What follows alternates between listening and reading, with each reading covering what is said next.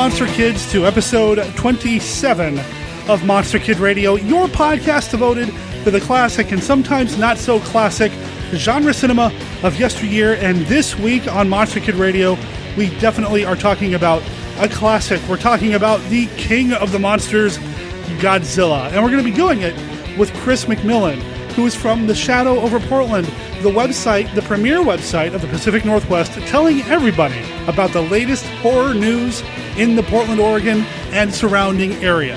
Oh, and he'll be joining me, Derek M. Cook, your host and producer of Monster Kid Radio. To find out more about Chris's website, head over to shadowoverportland.blogspot.com or go to our website at monsterkidradio.net. You'll find a link in our show notes to his website. You'll also find a link to the website for the band Kaiju, who is the opening and closing number this week on Monster Kid Radio. The song that you're hearing right now is Son of Kaiju from their self-titled album, Kaiju. It appears on this episode of Monster Kid Radio. With permission of the band, you'll hear the song in its entirety at the end of this episode. This is the second week that Kaiju has appeared on Monster Kid Radio, and speaking of other bands who have appeared on the show in the past, the Outer Space Heaters just announced on Monday, the 26th, on their Facebook page, attention cosmonauts, to celebrate our winning the Delhi Magazine's Band of the Month, we're making our debut EP complete with 2 bonus tracks available for free for the next 2 weeks. There will be a link to this in the show notes as well, but it's outerspaceheaters.bandcamp.com/album/desolate-surf. They appeared back in episodes 7 and 8 when we talked about The Day the Earth Stood Still with Rich Chamberlain. Now, they're not listed there yet because this part of the website's still under construction, but there is a link. It's titled Bands and Songs. If you click on it, it's going to tell you all the different bands and their songs and their websites that have appeared on Monster Kid Radio in the past. It will be in alphabetical order by name of the band, and then after that, it'll be in alphabetical order of the song. There will be links to their websites as well as the episodes in which they appear. This will eventually get completely up to date here soon. I'm hoping within sometime next month. Something that's happening by the end of this month, though, is the deadline for the contest for the Matango mini bust from sculptor Tom Bigler. We'll talk about that here at the end of the show. Why don't we go ahead and get into our main discussion with Chris McMillan about Godzilla, part 1 of our discussion, right after this.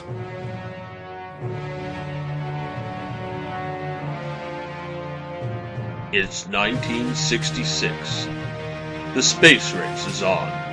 The Cold War is heating up, and giant monsters are destroying Japan. Kaiju Attack, the serialized giant monster story, presented free every week on daikaijuattack.com and sdsullivan.com. Become a member of the Kaiju Attack group on Facebook. Join the action today.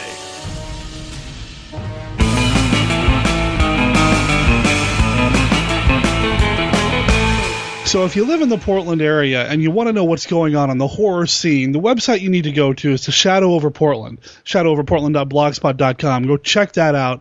But in the meantime, listen to the man behind The Shadow Over Portland, Chris McMillan, joining me here on another episode of Monster Kid Radio. Welcome back to the show, sir. Thank you, Derek. How are you doing? I'm good, man. How have things been going? Oh, they've been going pretty good. They've been going all right. Right on. Well, Chris was on the very first episode of Monster Kid Radio, which was put out, what was it, back in May, I think is when we did that? Yeah, and you also heard him briefly when we crashed King Kong. Okay, heads up. Little secret about Monster Kid Radio. I oftentimes record these things out of order. If you follow me personally on Facebook, and sometimes I mention this in the Facebook groups as well, you'll see me post just randomly, hey, I've got some free time, who wants to record for Monster Kid Radio?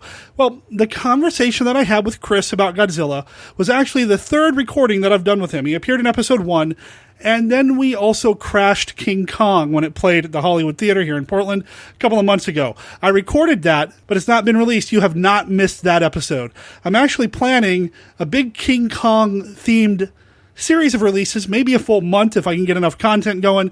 Chris and I talked about King Kong. I've got Stephen D. Sullivan. He's going to be talking about Son of Kong with me down the line. I've got some plans for some other things with Scott Morris.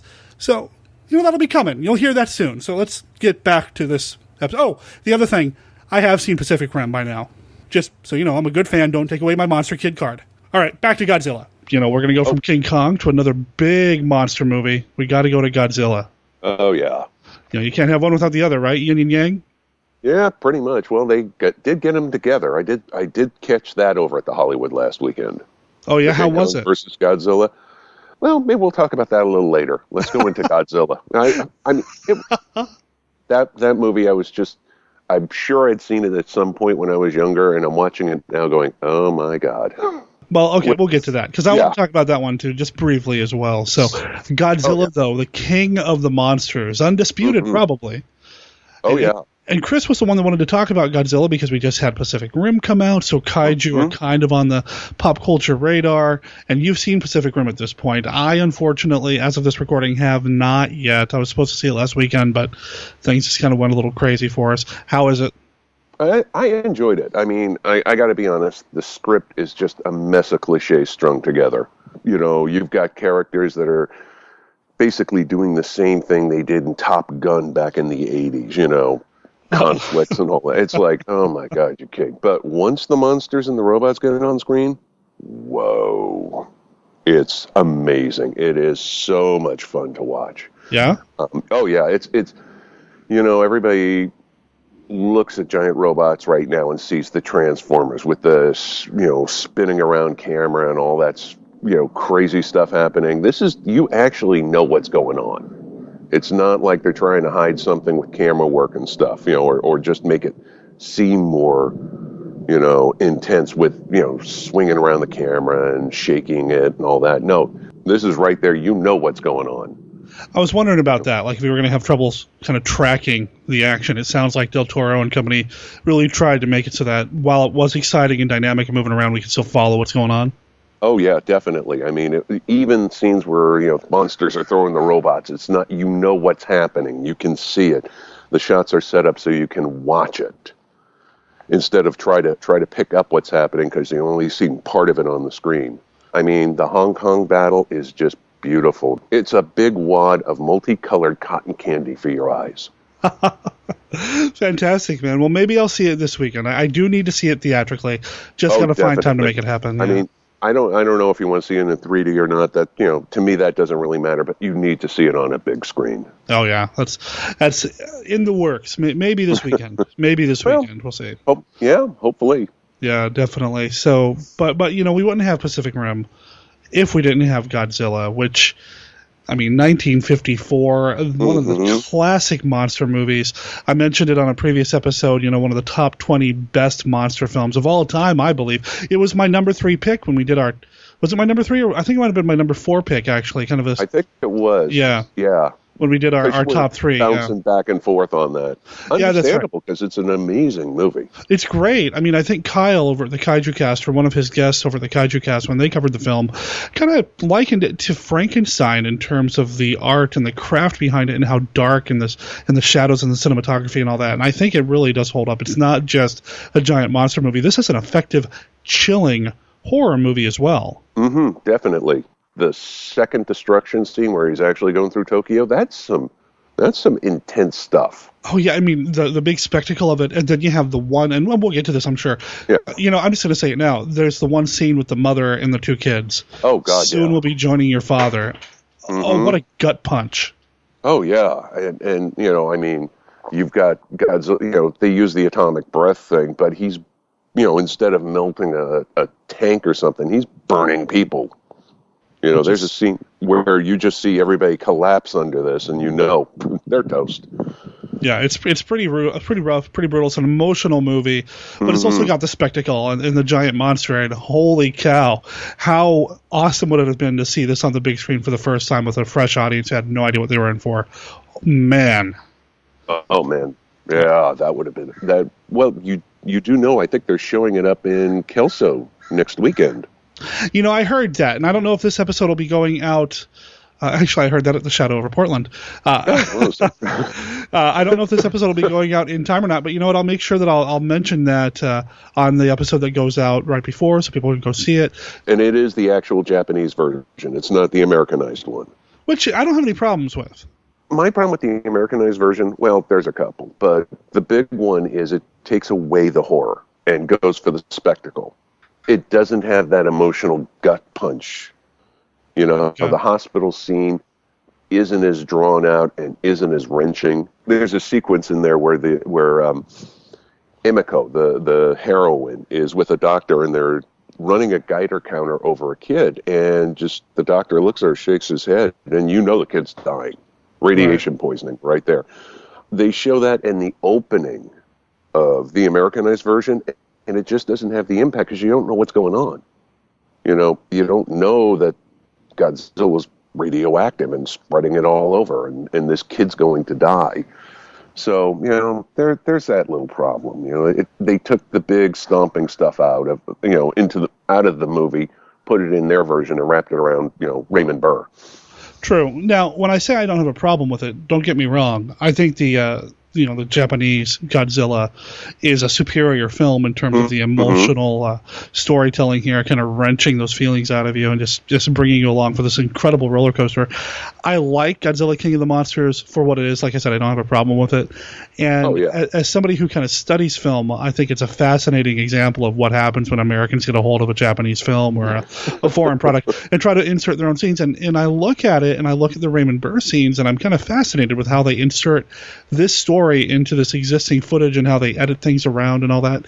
Yeah, it's a little hokey when they have Raymond Burr talking to a character whose back is to the camera that's supposed to be like Serizawa or whatever.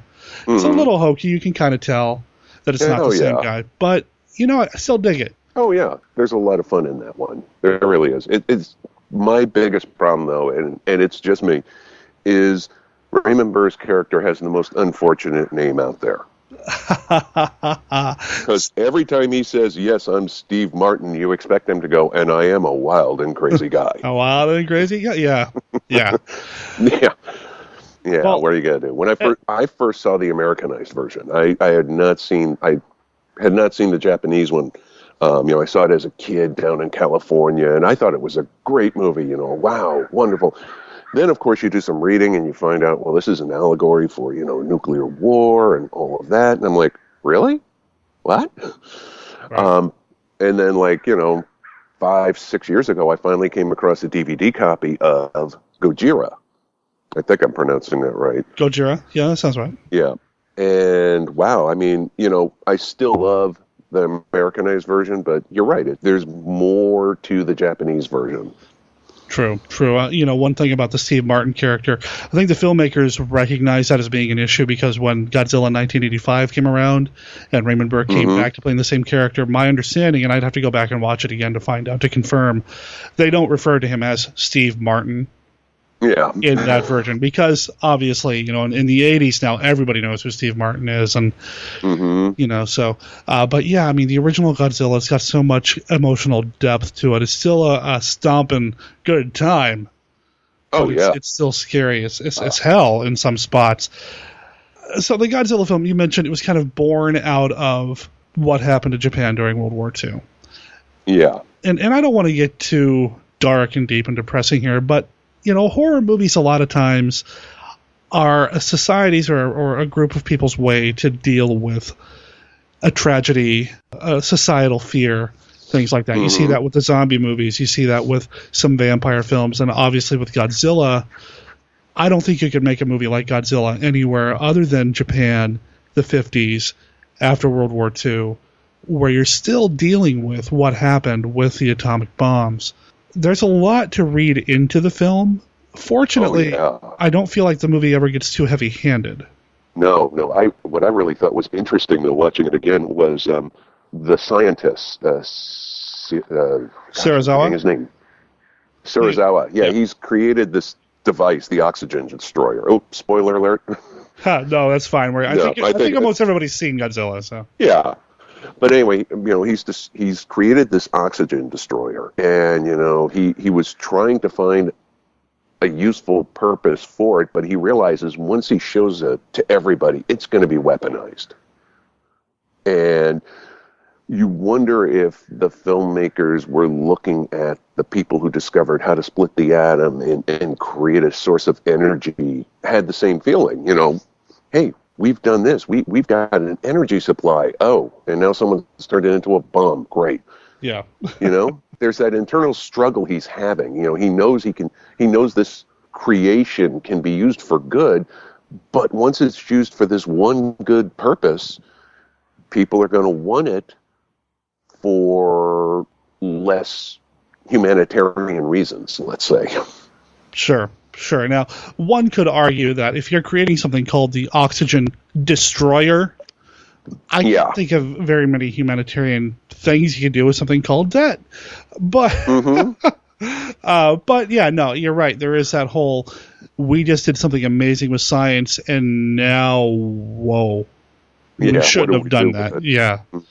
Yeah, so, and it came off like he was studying oxygen, and this was just an offshoot that just happened. You know, he just found out, he just discovered this in the course of his work, and now he's like, what do I do with it? Right. You know, I can't let it out.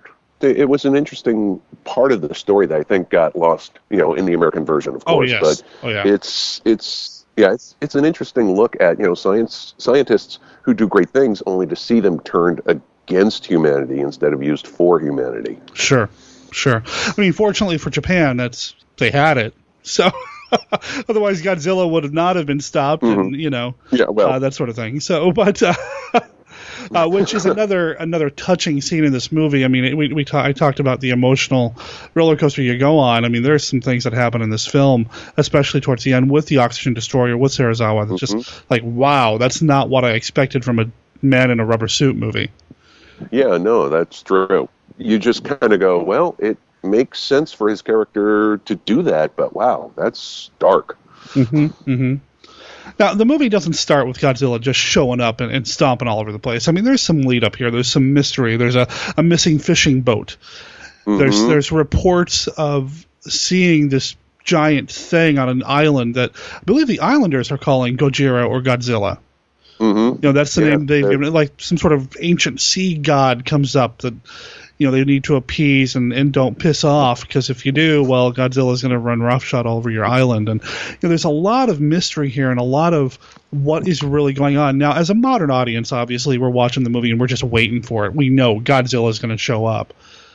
But I feel like Shiro Honda, the director, and the other filmmakers did a really good job of... Yeah, just did a really good job of building that suspense and not giving away too much and not showing their hand too early.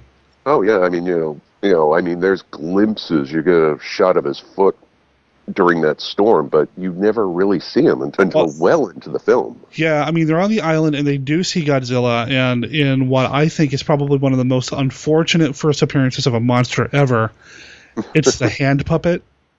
It's the hand puppet hand popping over the mountain. While still impressive, it's not nearly as impressive as a big Godzilla shot. It does look a little... Oh, man, I don't want to sound like a heretic here. Hokey. Yeah, well, if you notice the picture he took, when he shows it to everybody, it's actually a drawing. It's not even the hand puppet. Yeah. So I think they even knew, well, maybe we can make it look better. Right. Well, and the actress, the human actress, sold it. And I think that's one of the secrets to the success of this movie, or maybe not even a secret. The human actors interacting with this giant monster, they sell it.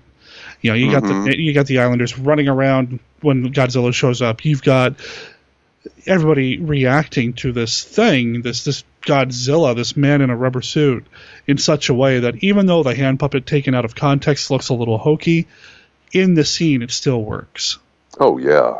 I mean, to the Americanized version, I think Raymond Burr even reacts to it in a decent way. So, yeah, no, I mean, I think they really did a good job of selling it. I mean, everybody in both versions really, really sold the idea that this was actually a big giant lizard. Yeah. Whale monster. Yeah, you know, missing dinosaur, something.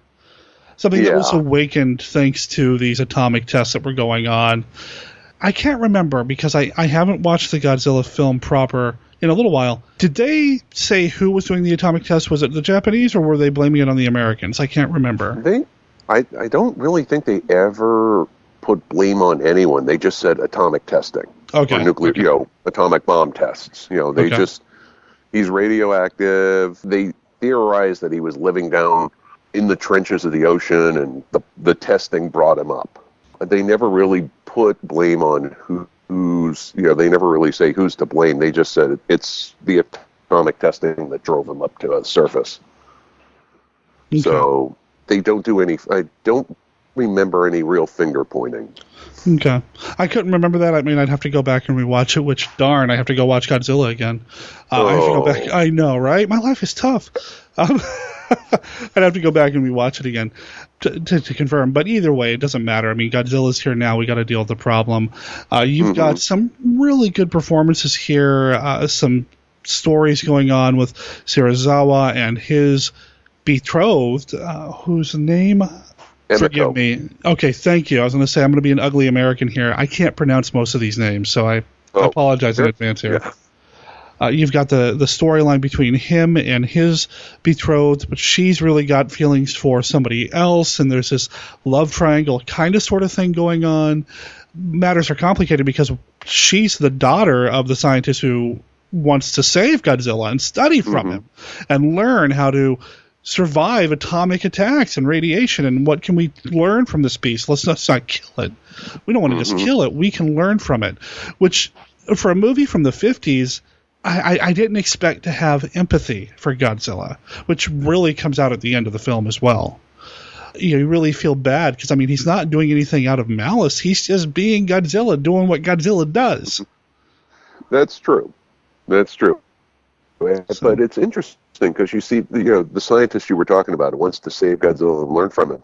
During the big stomping attack on Tokyo, there's a look on his face like, oh, maybe we shouldn't be trying to save this thing. Yeah. Because he's watching, this thing, an entire city be leveled. And it's like maybe some things are best not studied. Right. Maybe we can't do that with this thing. Because I can't even imagine them trying to keep that thing. That's the problem. You don't want to. It's doing what it's doing. It's not doing anything really out of malice. But what do you do with it? It's not like you can cage it or control it. Put it in a zoo somewhere. That I've seen Jurassic Park. I know how it ends. Yeah. Well, that would be fine, except he's amphibious, so you really have a hard time keeping him on the island. Right, that's true. It's just a fascinating film to me. I mean, there's so much more going on here than just man in a rubber suit, which the Godzilla films quickly became that. It's a franchise. We all know what Godzilla is because there's been, 20-plus films over the years. There's a new one coming. Oh, yeah. As much as we tried to kill the Godzilla franchise with our remake in 1996 or 98, us Americans are so... Don't go there. Okay. Don't go there. Sorry. That was so bad. Yeah. But, yeah. So, I mean, Godzilla's pop culture fixture. And spawned a whole subgenre of monster movies. And how long did it take for Godzilla to go from villain, destroying everything, to savior of the universe, practically? Because for a while, Godzilla was the hero. Yeah, I think it started with Monster Zero, or first film with Ghidorah. The three-headed monster. Oh, King Ghidorah? Yeah. It didn't take that long, did it? I mean, thank you. Yes. Yeah. Yeah, King Ghidorah. That's a film. Which I love King Ghidorah, but that I don't like Caterpillar Mothra, but whatever. Well, Mothra. Yeah, I like that movie, but it's I do too. Like a big moth. Yeah, but it didn't take long from Godzilla to go from monster to hero, and I look at that, and then I look at, say, like the monster movies that I grew up with in the 80s, and it only took a couple films from Freddy Krueger to become, villain to kind of the jokey hero of the Nightmare on Elm Street series, or That's even true. Jason Voorhees, kind of went from, bad guy to we vote for him. We root for him, what he does. So I don't know if there's a parallel there or if I'm reaching, but... Well, I think it became, kind of a necessity because, you could have Godzilla continually stomping on the cities, which would get boring really fast. If you've got 4 movies like that, it's like, what, again? But you start introducing other monsters for him to fight. And you kind of change the role because King Ghidorah was, from... outer space. Now he's defending the Earth. It almost kind of felt like a natural transition for it. Just to keep the monsters coming, so you keep things interesting, we have to change Godzilla's personality a little bit. He suddenly becomes the good guy. Maybe not willingly, if I remember right. It took Mothra championing, becoming the good guy to Godzilla, if I remember right. Yeah, in King Ghidorah, Mothra goes to Godzilla and Rodan, and there's that, I believe it's even subtitled. They're kind of talking back and forth. Come on, you got to help out. No, I don't want. It's just. It was silly. But I love it. I mean, we're laughing, and I don't want people to think we're belittling these films. Oh, love them. No. I mean, no, not belittling, but they became a little more lighthearted, much more lighthearted, right, than the original. But once again, I think it was necessity. You just can't have a monster stomping over something over and over again without changing things up and keeping the audience interested. I could watch a monster stomping flat over and over again, but you're absolutely right. There's only so many ways you can destroy Tokyo. That's true. And keep it, making money from the mainstream. And I think that's a big part of it as well. I think the kids kind of flocked toward Godzilla, so they had to kind of lighten him up a little bit. I mean, we don't even want to talk about Son of Godzilla. So, you really, yeah. Yeah. That one got that. Oh. Yeah. That was running into Gamera territory. Oh, Gamera. Oh, yeah. See, I can't think of Gamera without thinking of Mystery Science Theater 3000. That's where I first discovered Gamera. And then when I think of that, I think of their Gamera theme song. Or Gamera is full of meat. Gamera's really neat. Yeah. Yeah. Well, I did see two of the Gamera movies, the uncut Japanese versions, and it's just like, these are aimed at kids. Oh, no way around that. Totally aimed at kids. Although they're much gorier than you would expect for a kids movie, but that's just how it is over in Japan, I guess. Yeah. Because they have the monster with a knife on its head slicing up another monster, literally slicing on screen. Definitely. And you're just like, wow. So different standards, different expectations, perhaps. I think so. And I mean, it wasn't done gory. It was all cartoonish. It really didn't look real, but, it's still there. Anyway, we're off on a tangent. I'm sorry I drove us there. No. I'm having fun just kind of riffing about these movies, man. That's fine,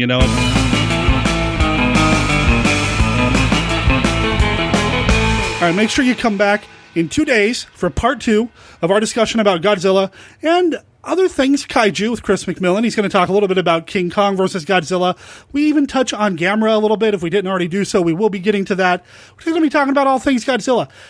I mentioned a podcast during our discussion. It's called the Kaiju Cast. This is the best website you're going to find that talks about these kaiju films. You can find that at kaijucast.com. What the heck? Link in the show notes over at monsterkidradio.net. Also on our website is our contact information. You can email me at monsterkidradio@gmail.com or leave me a voicemail for the show at 503-479-5MKR. If you have any thoughts about Godzilla or anything else that we've talked about here on the show, or have a topic or two you'd like to suggest that we talk about here on Monster Kid Radio, let me know. This is the last week that you can enter for the contest for the Matango mini bust by sculptor and Monster Kid Radio guest Tom Biegler. It's an amazing piece of artwork, and I kind of regret sharing this with everybody because I'd kind of like to keep it for myself. But no, I'm going to give you a chance to win. Here's how you enter to win the contest for the Matango mini bust. Now, Tom and I talked about Matango earlier this month in episodes 23 and 24, and he created this awesome little mini bust in 24 hours and wants to give it away to a listener of Monster Kid Radio. Here's how you enter. Matango is about killer mushrooms, basically.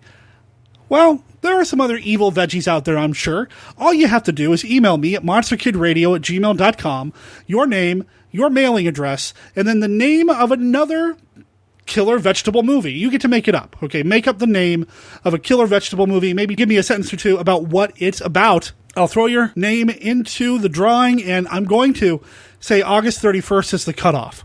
So the end of this month, you got to get that email to me, and then in September, we'll announce the winner.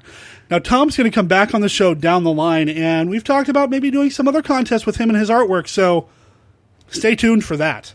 And stay tuned for part 2 of our Godzilla discussion in 2 days here on Monster Kid Radio.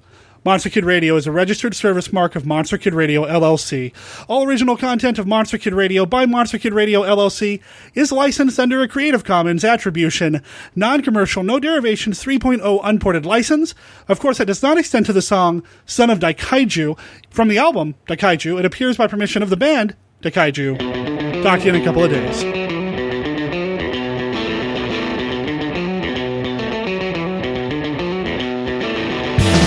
Thank you.